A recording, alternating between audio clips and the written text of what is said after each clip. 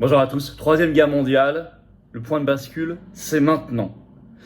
Il y a une succession de freins et d'accélérateurs en même temps sur la situation ukrainienne, des accélérateurs inquiétants, avec à l'origine bien sûr l'OTAN, des faucons américains, beaucoup de nos pays qui suivent avec des objectifs qui sont pour nous, pour notre peuple évidemment, terribles. Et en même temps, vous allez voir qu'il y a des freins, y compris, on sent qu'il y a une bataille au sein des Américains, avec des fuites problématiques pour Zelensky, probablement organisées pour essayer d'alerter, de mettre un frein. Et Zelensky, dans des fuites toutes récentes, très officielles, se révèle être un personnage éminemment cynique, trouble et dangereux. Vous allez voir, même une partie de la presse occidentale n'en est pas revenue de ce qui a été publié. Et tout ça totalement certifié, authentifié. Bien sûr, la France doit jouer un rôle de paix, on va y revenir. Là-dessus, il y a une bataille homérique en tout cas. Et si vous avez suivi mes vidéos ces derniers mois, vous le savez, hein, on est sur cette ligne de crête de la Troisième Guerre mondiale, avec des freins et des accélérateurs. Je vous explique tout ce qui s'est passé ces derniers jours, vous allez voir, c'est extrêmement concret, extrêmement stratégique, essentiel et important pour nous. N'oubliez pas de vous abonner à cette chaîne YouTube. Si vous tournez dessous, vous cliquez sur s'abonner, c'est gratuit, c'est instantané bien sûr. Vérifiez toujours que YouTube ne vous a pas désabonné par mégarde, parce que en ce moment il y a des problèmes sur plusieurs chaînes, pas mal de chaînes, dont celle-ci. Et continuez de vous abonner, ça fait progresser la chaîne, ça lui donne plus de visibilité mécaniquement par les algorithmes de YouTube qui fonctionnent mieux quand il y a plus d'abonnés. Grand merci à ceux qui se sont abonnés récemment à la chaîne et à ceux qui vont le faire maintenant. Je le sais, ce jeudi là, je suis à Saintes à l'invitation du Conseil scientifique indépendant pour la 100e. J'interviens jeudi matin en Charente. Je suis ravi, absolument ravi. Ceux qui viennent, je ne sais pas comment ça fonctionne, s'il y a encore des possibilités de venir, n'hésitez pas. Je serai ravi de venir vous voir. Et je les remercie vivement et chaleureusement pour leur invitation. Et nous, on se retrouve pour la première grande manif nationale spéciale effet secondaire. Ça va être gigantesque avec des pointures qui vont intervenir. Vous notez déjà samedi 27 mai après-midi à Paris. On finira devant le ministère de la Santé. Je vous donnerai le point de départ rapidement. Mais là aussi, ça promet d'être un très très grand événement pour secouer le débat en France. Allez, c'est parti. Troisième guerre mondiale, le point de bascule, c'est maintenant. Maintenant. Frein accélérateur.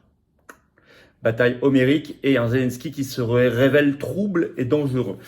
Alors d'abord, le côté accélérateur. Bon, vous avez suivi mes précédentes vidéos sur le rôle des faucons américains, leur objectif, le pourquoi du comment. Et le dernier élément en date le plus inquiétant, c'est ce qui est venu du Royaume-Uni, un pilier de l'OTAN, cette folie irresponsable, puisque le 11 mai, par la voix du ministre de la Défense britannique Ben Wallace, le Royaume-Uni a annoncé, je cite, selon Le Point, un article du 11 mai, qu'il allait donner à l'Ukraine un grand nombre de missiles Storm Shadow d'une portée supérieure à 250 km. Chacun coûte 2,2 millions de livres sterling. Et selon CNN, je cite, ces missiles sont déjà livrés sans susciter de démenti. Donc ils auraient annoncé après coup.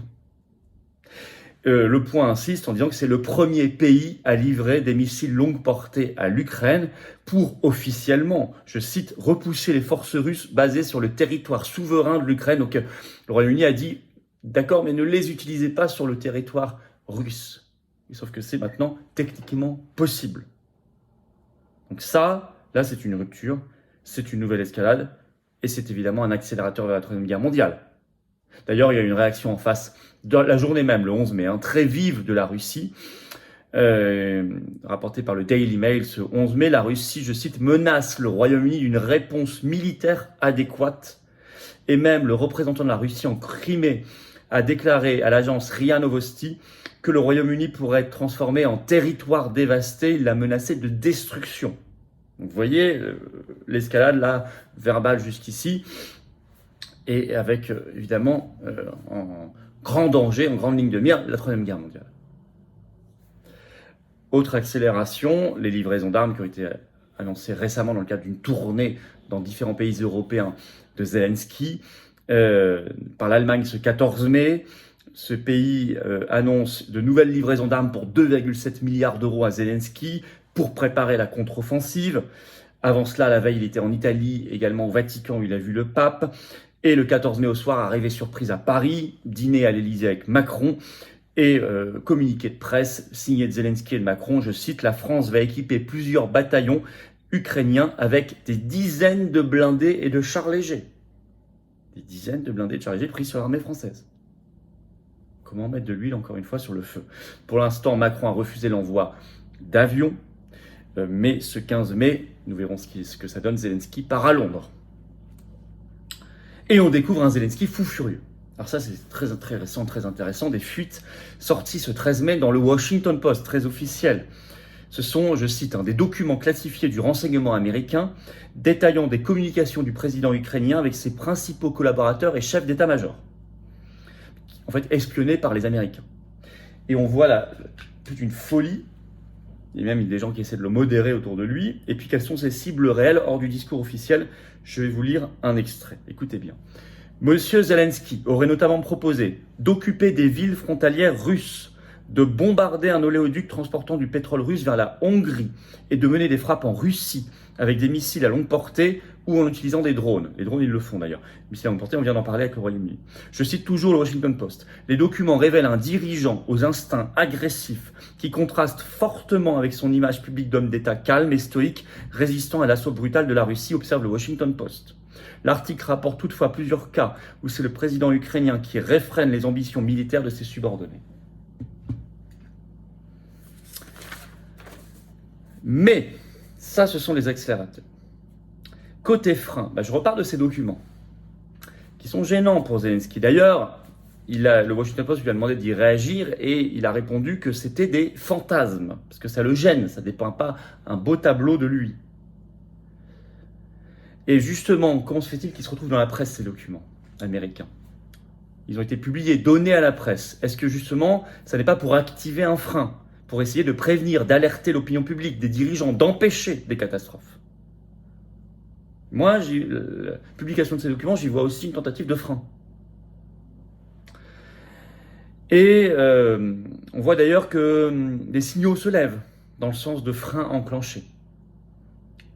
Le Monde, le 14 mai, rapporte, je cite, que Israël refuse toujours d'aider militairement l'Ukraine. Alors, à un moment, ils avaient hésité, c'est fini. Je cite, le Premier ministre a été à un moment tenté par des livraisons militaires à l'Ukraine, mais il préfère s'abstenir. Il n'y aura pas de livraison.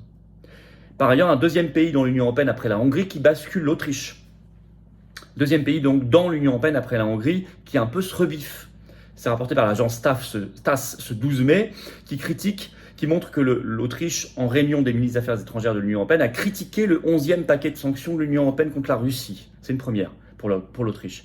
En effet, ce 12 mai, il y avait une réunion des ministres des Affaires étrangères informelle de l'Union européenne et le ministre des Affaires étrangères autrichien Alexander Schallenberg a qualifié, je cite, d'irréaliste de sanctionner les pays qui ne se joignent pas aux sanctions de l'Union européenne parce que c'est le but du 11e paquet. Il a déclaré en réunion, je cite, « Nous ne devrions pas diviser le monde en noir et en blanc et dire que tout le monde devrait se joindre aux sanctions. » Donc là, on sent aussi que ça commence à basculer dans certains pays. En Pologne, là, c'est l'opinion publique qui fait pression. Vous savez que les agriculteurs en Pologne et dans d'autres pays d'Europe de l'Est se sont révoltés contre la concurrence déloyale organisée par l'Ukraine depuis que, en 2022, l'Union européenne a supprimé toute taxe et a laissé en libre-échange total les produits ukrainiens arriver. Cette fois, ce sont les routiers polonais qui se rebiffent. On le sait par le journal spécialisé Notes from Poland du 8 mai, je cite, les transporteurs de fret polonais bloquent la frontière avec l'Ukraine. Étiez-vous au courant? Les médias français vous le disent-ils? Non. En fait, c'est dans le cadre, je cite, d'une manifestation contre ce qu'ils considèrent comme un avantage concurrentiel injuste pour les entreprises ukrainiennes. Et ils n'autorisent à passer que 5 camions ukrainiens par heure. Il y en a 5000 qui attendent. Je vais vous citer un petit extrait de cet article. C'est important. Je cite, les transporteurs polonais affirment qu'à la suite des réglementations ukrainiennes et européennes qui sont entrées en vigueur l'été dernier, 2022, les tarifs du fret se sont effondrés après que les entreprises ukrainiennes ont obtenu un accès presque sans restriction au marché polonais. Pareil que pour les céréales ou pour les produits agricoles. Donc vous voyez, il y a toute une série, c'est ça que je dis, on est sur la ligne de crête en ce moment, la grande bascule vers la Troisième Guerre mondiale ou pas, c'est maintenant. Il y a aussi une série de freins qui se mettent en place, au niveau des opinions publiques, au niveau géopolitique, au niveau de certains qui essaient d'alerter, de lanceurs d'alerte. Mais il y a des accélérateurs très puissants en face, puisqu'il y a cette dynamique guerrière des faucons. On est, en conclusion, vraiment à un point de bascule. Il y a des forces et des dynamiques de guerre et des forces et des dynamiques de paix. Le moment crucial, ça va être la fameuse contre-offensive ukrainienne qui est en train de commencer, de se préparer, retardée, etc. On en a parlé plusieurs fois. Certains disent qu'elle a commencé, mais pas vraiment. Enfin bon. D'abord, est-ce que ce sera un succès ou pas? C'est le premier point. Mais en cas d'échec, l'autre point crucial, ce sera comment les pays occidentaux vont réagir en cas d'échec. Est-ce qu'ils vont encore plus s'acharner, devenir dingues? Alors là, on ira vers la Troisième Guerre mondiale. Ou est-ce que ça va être le moment de la prise de conscience ou de la prise de réalisme et qu'on va plutôt aller vers la désescalade? Ce sera extrêmement révélateur. Ça, c'est pour les semaines qui viennent. On va suivre ça. En tout cas, ce qui est évident, c'est que dans ce contexte en particulier, au moment où on est au point de bascule sur la ligne de crête, la pression des opinions publiques est fondamentale, bien plus importante que vous ne le pensez. Elle est très importante. Ce n'est pas pour rien qu'on a organisé de très grandes manifs nationales pour la paix ces derniers mois et que nous œuvrons par tout ce travail. La France peut chercher la paix, faire basculer du bon côté, celui de la paix et non pas de la Troisième Guerre mondiale. En particulier si c'était une France sortie de l'OTAN et de l'Union européenne. C'est pas Macron qui va le faire demain, ça je le sais. En tout cas, ça doit être un objectif rapide sur lequel nous devons alerter et travailler en permanence. Voilà ce que je voulais vous dire aujourd'hui. Écoutez, n'hésitez pas à partager cette vidéo si vous voulez bien, à vous abonner pour ça à cette chaîne YouTube, vous appuyez sur s'abonner en dessous, un petit clic, c'est gratuit, c'est instantané. Vérifiez que YouTube vous a pas désabonné par mégarde, il y a beaucoup de cas en ce moment sur beaucoup de chaînes, et n'hésitez pas à vous abonner. Tout ce travail, on a besoin pour être mieux recommandé et découvert par des gens, des internautes qui ne nous connaissent pas encore forcément. Et ça en fera de bons résistants. Voilà. Moi, je vous attends. Je vous attends, patriotes. J'ai besoin de vous. J'ai besoin de vous. J'ai besoin de votre force de caractère, de cœur, de conviction, d'âme. Parce qu'on se bat. Vous voyez, pour la paix, on se bat concrètement, attention, hein, pas simplement du verbe. On se bat, on alerte, on va voir les gens concrètement. On a fait des campagnes d'affichage, on fait des manifs, on fait des opérations coup de poing. On fait ce qu'on peut. Avec nos petits moyens contre l'oligarchie, sans aucun soutien. En particulier, zéro soutien financier public jusqu'ici, ni d'aide des banques, rien. Donc n'hésitez pas à nous rejoindre. On se bat pour nous, et évidemment, vous comprenez, la paix, la liberté, la vérité, la souveraineté, c'est aussi le combat des générations qui viennent. Notre France et notre humanité. Le lien pour adhérer ou reprendre votre adhésion annuelle, si elle n'est plus à jour, et je vous encourage à le faire dès maintenant, ce début de semaine, c'est ça peut être une bonne action, voilà, bonne résolution de ce début de semaine. Adhérer ou réadhérer. Reprendre votre adhésion annuelle ou adhérer, nouvel adhérent. C'est le premier lien sous la vidéo en description. C'est un lien également en commentaire épinglé, une petite fiche maintenant sur l'écran et dans quelques secondes en cliquant sur l'écran. Le deuxième lien sous la vidéo en description est pour faire un don de soutien aux patriotes. Je vous l'ai dit, on n'a pas eu un euro d'aide publique jusqu'ici. Or, on fait. Ça coûte une fortune. La manif spéciale effet secondaire du samedi 27 mai va coûter très très cher. Sécurité, sono, affiches, banderoles, tracts pour prévenir, etc. Vous imaginez tout. Et le reste, et l'inflation. Et voilà, les dons sont défiscalisés aux 2 tiers pour vous, comme l'adhésion et la réadhésion. Voilà. Et évidemment, les dons supérieurs à 500 €, allez voir sur le site, c'est intéressant, on a ajouté un avantage personnalisé pour vous. Bravo aux donateurs, aux réadhérents du fond du cœur, bienvenue aux nouveaux adhérents, patriotes, résistants, vive la France.